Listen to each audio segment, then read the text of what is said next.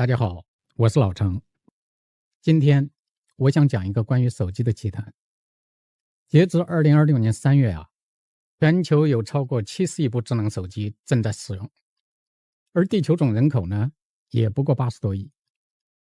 在北美，几乎每一个成年人口袋里都有至少一部手机，而在这些手机中，绝大多数运行了两种系统，一种是苹果的 iOS， 另一种是谷歌的 Android。顺便说一下华为的鸿蒙其实也是从安卓体系派生出来的。这些手机都什么品牌呢？苹果的 iPhone 占全球市场的20%多，三星小米华为等安卓手机加起来70%多，它们基本上瓜分了整个地球。但你可能不知道，有一种手机它本来是可以碾压苹果和三星的，甚至把它们掐死在摇篮里，根本不给他们出头的机会。它不是恐龙那么久远，也不像外星人那么神秘，其实也就是10年20年前，它曾经真真切切地统治过这个世界。在它的鼎盛时期，从总统到政府高官，从华尔街银行家到企业高管，它是精英人士的标配。即使是后来的手机新贵 iPhone 也没有过这种独尊，可以说是前无古人后无来者。它就是 BlackBerry， 中文直接翻成黑莓。黑莓的故事开始于加拿大的滑铁卢，它的前身呢是一家名叫 Research in Motion 的小公司。最初几年，他们做的都是一些不起眼的小项目，比如给通用汽车搭无线系统，给 IBM 配局域网，勉强维持生存，几乎没有人注意这家公司。但他的创始人一直在琢磨一个问题：人们离开办公室之后，如果还能随时收发电子邮件，该多好啊！1999年，他们推出了一款看起来像寻呼机一样的产品。这是一台黑色的小设备，上面有一排完整的 QWERTY 键盘，而且这个键位是弧形排列的。为什么弧形呢？因为这样的话，两个大拇指可以同时够到所有按键。也可能就是这小小的细节改变了后来的一切。这就是具有划时代意义的 BlackBerry 850。为什么叫 BlackBerry 呢？品牌策划人员注意到这个设备的小键盘上的一粒粒按键看起来就像一串黑莓果实，于是就叫了 BlackBerry。 也有人说当时差点取名为 Strawberry， 那就是草莓了。和今天的手机相比，这个 BlackBerry 850貌不惊人，但它有一个神奇的功能，就是随时随地能收发电子邮件。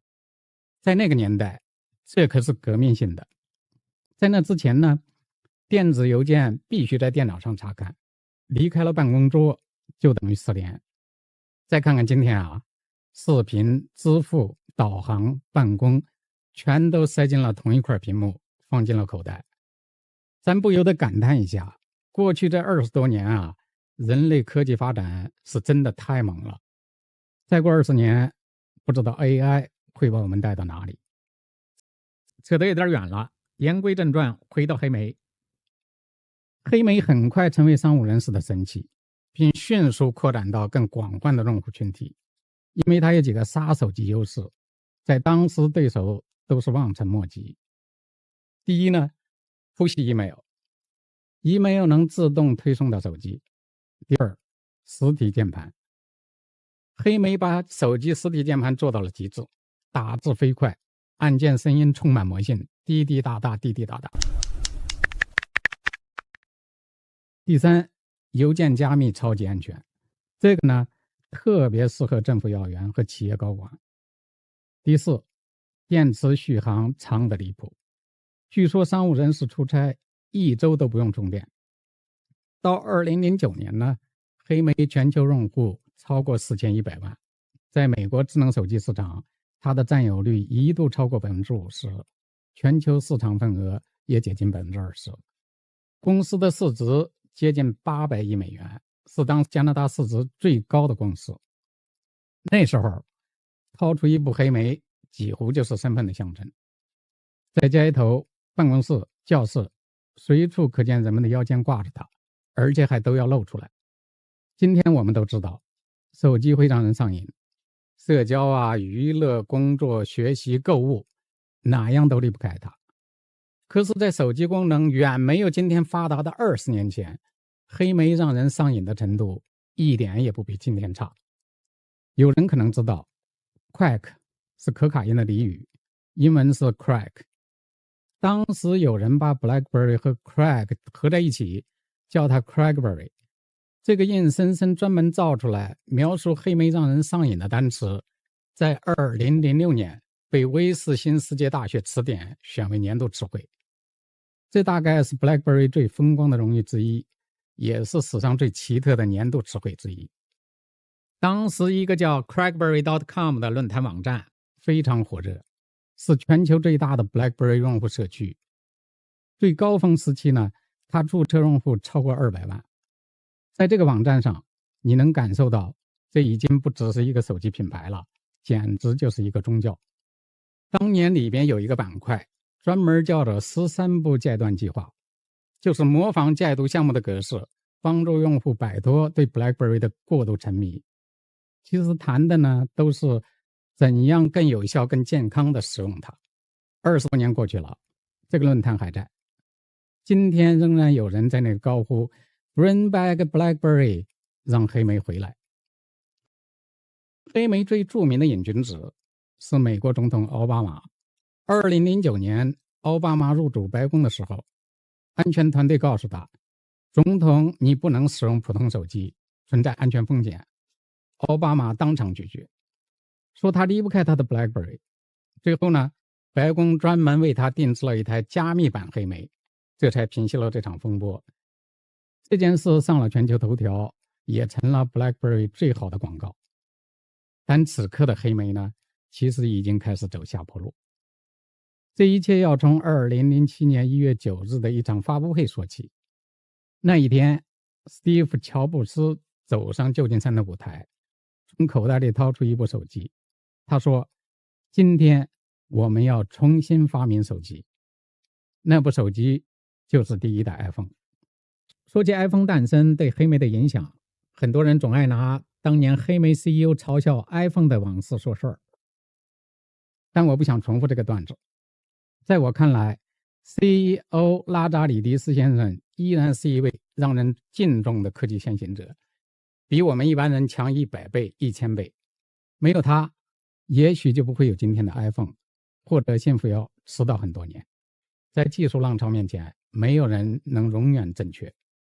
我想用自己的一个亲身经历来说明当一家公司太成功的时候，它整个企业文化都可能变成发展和变革的障碍。2008年前后，我所在的公司想开发黑莓上的 Voice over IP 通话 App， 就是用网络打电话。当时是个火热的商机，但有一个问题，这个 API 黑莓当时还没有对外开放。我们作为早期商业伙伴，多次尝试通过特殊渠道跟黑莓总部沟通这个 VoIP 合作的想法，结果呢，一直没有被理会。后来在一次会议上碰到其中的一位负责人，我提起这件事，他轻飘飘地说太忙了，没顾上。事过多年，回头再看这件事，可能不是那么简单。是真的太忙吗？ VoIP 在当时可是一个极具战略价值的方向，只能说呢，黑莓那时候已经有点膨胀了，对发展机会变得迟钝了。客观的讲，一个 VoIP 在战略上改变不了什么，但公司决策层的这种惰性已经为日后的坠落悄悄地埋下了伏笔。随着 iPhone 的成功，黑莓的压力越来越大，于是黑莓也推出了触屏手机，还和苹果打起了广告架。你看这个广告很可笑。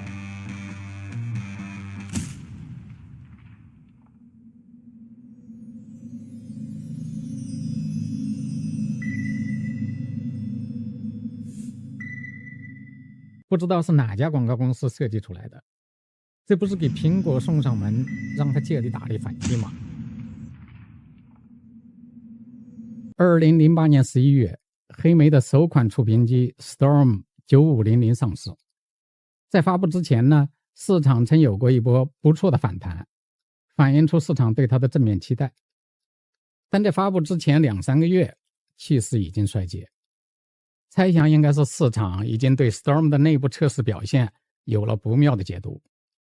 我是最早一批拿到黑莓9500的，上手之后体验非常令人失望。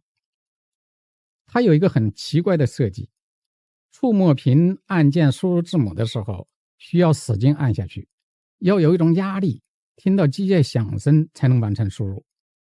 对比 iPhone 那种顺滑的触摸体验，差距一目了然。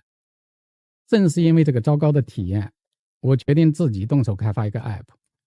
我用业余时间为 Storm 开发了一个软键盘，叫 Lightning Keyboard。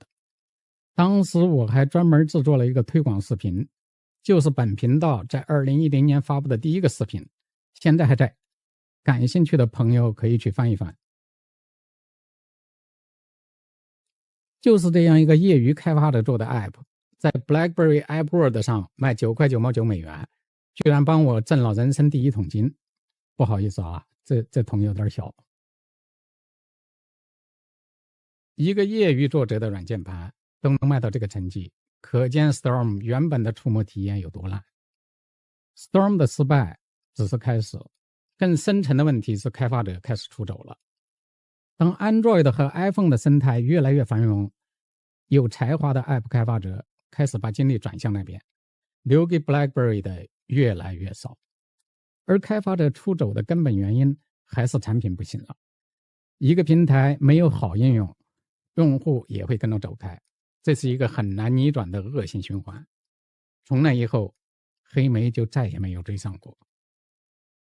公元2016年9月28号，黑莓宣布退出手机市场。俗话说，瘦死的骆驼比马大。黑莓作为一家领先的科技公司，至今仍然存在，从事企业网络安全和物联网技术开发。它的软件保护着全球超过500家政府和军事机构，覆盖全球超过150个国家。它的车联网安全软件 QNX 运行在全球超过2.15亿辆汽车里，包括宝马、奔驰、奥迪等知名品牌。也就是说你的车里很可能就有 BlackBerry 的技术。这里曾经是黑莓鼎盛时期的办公楼，位于加拿大渥太华。今天黑莓已经搬走了，但人们仍然称之为 BlackBerry Building 黑莓大楼。楼前这条路意为创新，就是专门为了彰显黑莓的成就而命名的。黑莓的故事讲完了，最后我想问问我的 AI 助手小白，对于黑莓的沉浮有什么感想？小白是这样回答的：黑莓其实掉进了最经典的成功陷阱。当我们太擅长一件事，就会把擅长当成永远正确。人生也一样，很多时候我们不是败给了对手，而是败给了我一直这么干都行的固执。该改变的时候就得改变，舍不得一个小小的键盘，失去的却是整个屏幕。谢谢小白。是啊，人无远虑，必有近忧，公司又何尝不是呢？谢谢观看本期古今奇谈。如果你喜欢这样的故事，欢迎订阅、点赞、留言。我们下期见。